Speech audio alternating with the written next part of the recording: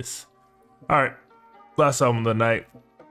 JPEGMAFIA has a new project out in a collaboration project with Danny Brown, which those two alone together, you just know you're gonna be in for some wild shit. So I really don't know what to kind of expect from this sonically, musically, or anything in between, because they are two wild cards and they are always kind of upping the ante on their own careers. So to kind of see them come together and produce this project, which is called Scaring the Hoes, which is hilarious, is it's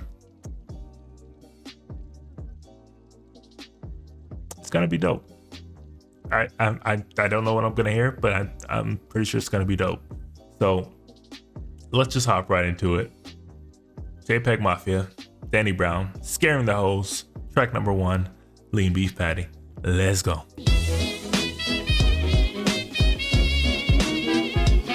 Like I said, right at the back, I was like, I don't know what I'm going to like get or expect from this project, but I know it's gonna be some wild out there shit. And right off the back, this is some wild out there shit.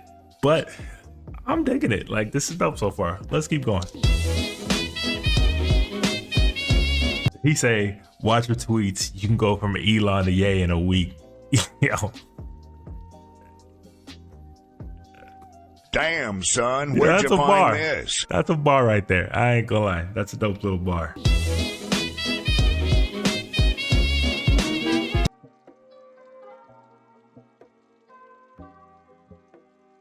I don't know what to say. Hell of an intro. In your face, out there, wild. But it worked somehow. Let's go to track number 2, Steppa Pig, which is hilarious. Instead of Peppa Pig, it's Steppa Pig. Let's go.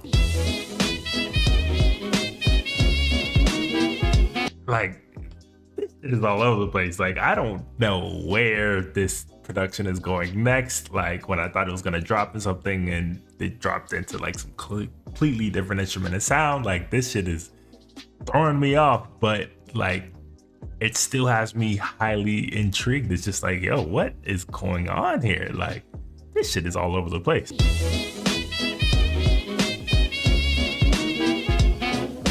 Like that drop, like that kind of like shit just cuts out and you think the song's almost over, then it drops again. Like, it's just so like dissonant and something that counterintuitive to like what you would expect from like consumable mainstream music. Like, this shit is wholly out.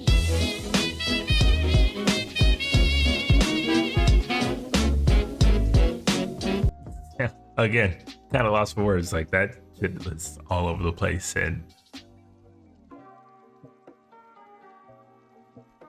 interesting. Like, there were certainly bits and pieces that I was really kind of feeling and it was kind of starting to get into a groove of, but like right when you kind of started to catch that vibe and catch what was going for, it'll drop and then go into some completely different direction. And it was just like, damn, this shit is all over the place, but it's to be expected from these two. Let's go to track number 3, Scaring the Hoes.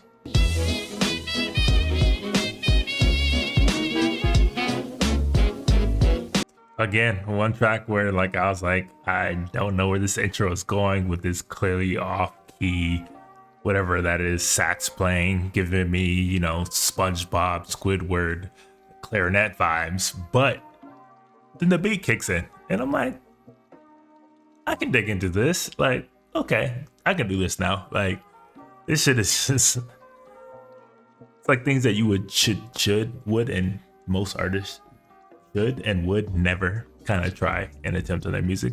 They do, and somehow they make it work. It's just their brand.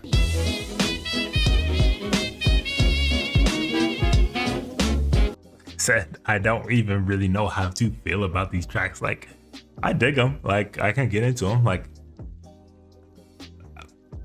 I am intrigued by them, but I don't know if I would say I enjoy them for the musicality.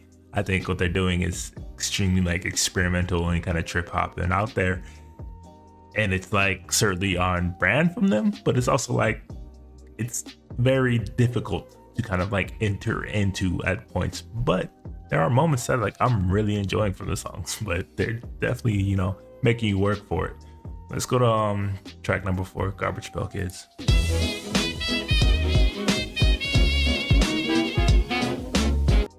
No.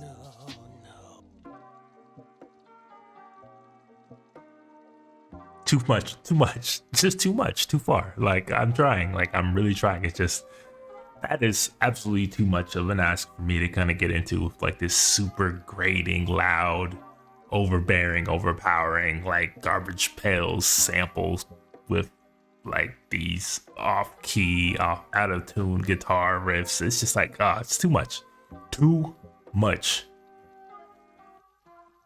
Let's go to Fentanyl Tester.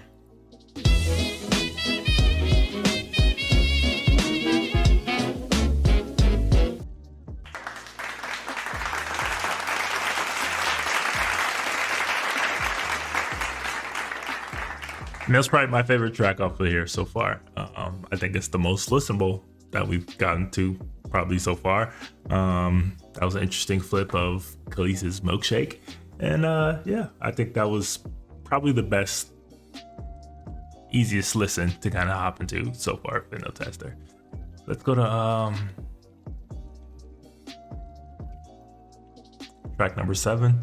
Shut your bitch ass up, / Muddy Waters. That's like one of my favorite things to say. Like, that's funny. Let's go to.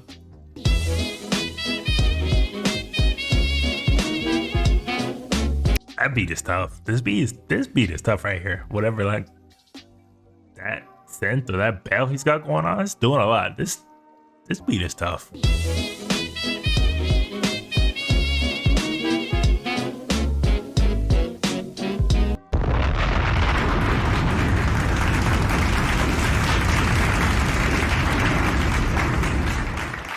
Dope. That was dope. I'm feeling that one. The production was tough. Those beats were crazy. Flows were nice, like listenable. Unlike some of the songs that we've heard so far, that was a dope one. I'm definitely digging that one. Go to Kingdom Hearts Key featuring Red Veil.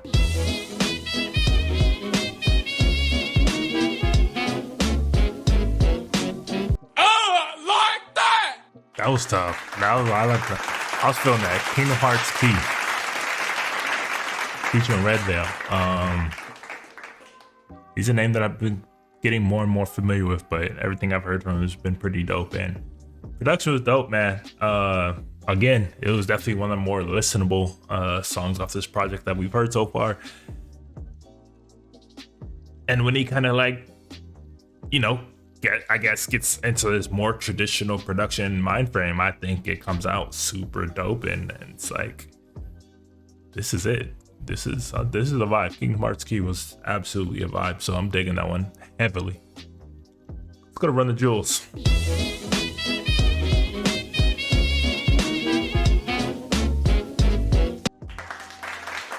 Short but sweet.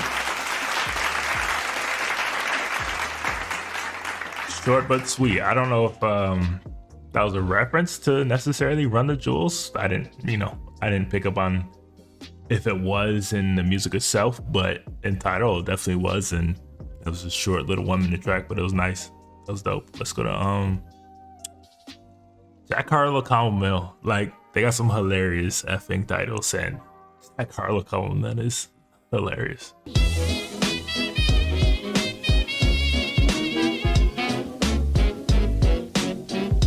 Interesting. That was super wild and interesting. Like, very hard to put their sound and their music and their production style into words. Like, I didn't really know where it was going or how we kind of ended up where we ended up, but it was definitely a journey to get to that point in a short 2-minute span, and there's a lot going on there. But interesting is definitely the word that I can kind of think of that pops to mind at the moment. Let's do the last two, Heaven on Earth.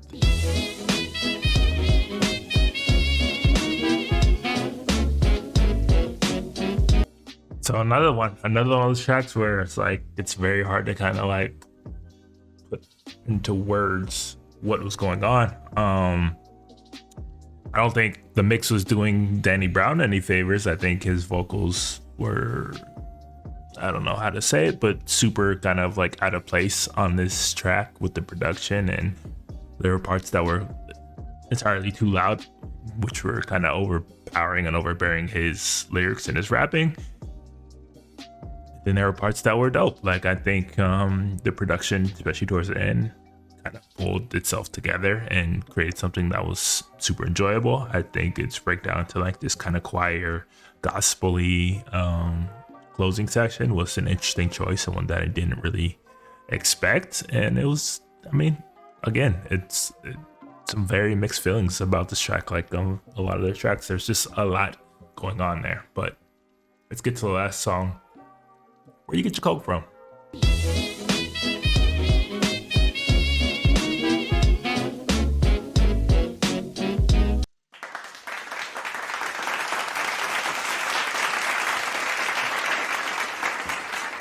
So that's it for Danny Brown, JPEGMAFIA, here in the hose. It was a very interesting listen, to say the least. It's at points it's very clever, at points it's almost brilliant, and I think some of the production here and the production choices are incredible. Then at points it's incredibly messy, overstuffed, overcomplicated, and it's kind of a mix of the two. Like there are moments and songs that are like extremely hard to kind of find an entry point into because they're just so all over the place and so messy and kind of like such a mismatch of different and sometimes opposing kind of styles, sounds, and choices. But then there's like points where everything kind of works and clicks together and becomes like this brilliant, out there, experimental kind of trip hop project. And both things can be true. And I don't know, I found it hard on points to really get into, but then there's points that I really, really enjoyed. I don't think Danny Brown was quite used to the most effective way that he could have been. I think some of the mixes here were not doing him any favors, but I do think these two together is a good mix. I do think their styles and their kind of irreverent rap and just kind of humor and subject matter is obviously a perfect match for each other. I just don't necessarily think JPEGMAFIA's production was the best here. I don't think it worked in all the places. I think, like I said, I think there's some places that it really worked and there's some places where it really didn't. So it was a mix. It was definitely a mixed album for me. There's songs and moments I definitely want to go back and revisit, and there's certain points where I'm cool if I never heard them again. But that's kind of how I feel about it. What do you guys think? What are some of your favorite tracks? Do you think they did anything? Do you wish they did anything differently? Would you want to hear another project from these two? Let us know in the comments down below, wherever you are watching or listening to this. And yeah, that's it for this week's Now Spinning Stream.